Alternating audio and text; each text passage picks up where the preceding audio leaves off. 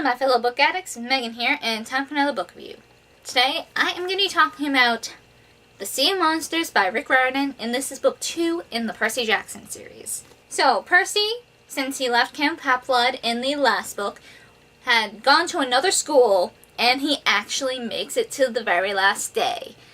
And through the school year, he makes his friend Tyson, who is this homeless kid, and his school took him in as kind of like a charity project. And, you know, he gets to the last day, he's going through finals, and he's really excited because he wants to go back to camp. But, you know, he can't get through the last day of camp without things going horribly wrong. These cannibal giants kind of attack, and just things go wrong. The gymnasium and part of the school gets destroyed because he's fighting them, with Tyson even, and just, oh my god. Needless to say, he's not going to be welcome back to that school the next year. And Annabeth shows up to help him fight these giants. She's been invisible and kind of following him around all day, trying to find him. Things are just going wrong everywhere, and they don't know why. So she, Tyson, and Percy rush back to Camp Half-Blood because they think something is greatly wrong there. They find the camp being attacked by these mechanical bulls. And with the help of Tyson, they actually save the camp. And Annabeth reveals to Percy that Tyson is a Cyclops. The only reason Percy hasn't noticed this before is because the mist was affecting him, the mist that made Tyson look human. Find out that Chiron has been fired as activities director, and that's because Talia's tree that has been like guarding the borders has been poisoned. So the borders are failing, and that's how the mechanical bull's gone in. And basically, the campers have to, like, patrol the camp now to make sure no other monsters get in. Because all these half-bloods in one spot, that's going to attract monster attention.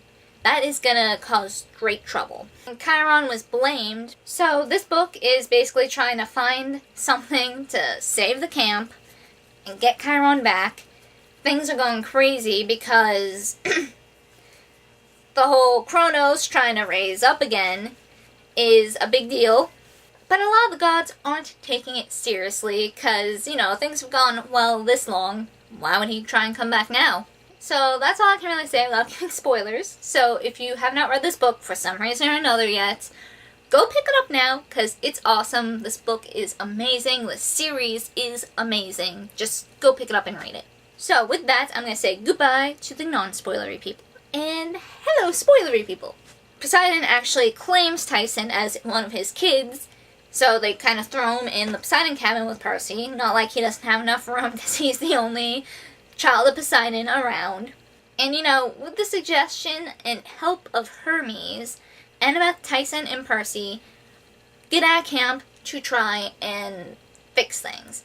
There has been a quest that was granted, and that was granted to Clarice, who is a daughter of Ares, and she didn't want Percy or Annabeth along, so they couldn't really take part in the quest. But Hermes, he's a god. You can't really defy a god. So they went off to try and solve things. They also have kind of a little extra initiative to try and get out there and help with things. It is revealed that the Golden Fleece can help Talia's tree. And that's in the Sea of Monsters. And that's where Grover is. Grover was off looking for the great god Pan, and by mistake, he runs into the Sea of Monsters and attracts the attention of a Cyclops who wants to eat him. The only reason he is still alive is because the Cyclops has really bad eyesight, and Grover manages to trick him into thinking that he is a lady Cyclops. So that's kind of funny. I was actually laughing whenever that came up. So he gets in touch with Percy through an empathy link, and lets him know, like, hey, I need help. Please, come save me.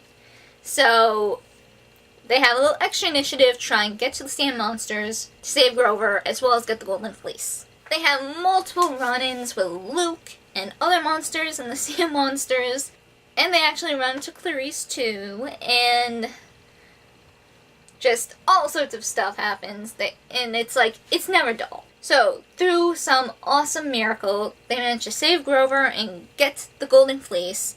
They managed to quickly get it back to camp, and we found out Luke won the Golden Fleece because they could have used it to speed up Kronos' healing process by a lot. So it's a good thing he didn't get his hands on the Golden Fleece, because that would spell doom to everything. They let Clarice get credit for the quest because this originally was her quest, and it would have been rude to, steal her thunder like that. So they used the fleece to heal Talia's tree. They managed to get proof to show that Chiron had nothing to do with the poisoning of the tree. So everything's good and happy. And Annabeth, while on the quest, does reveal a little bit about this prophecy that could or could not involve Percy.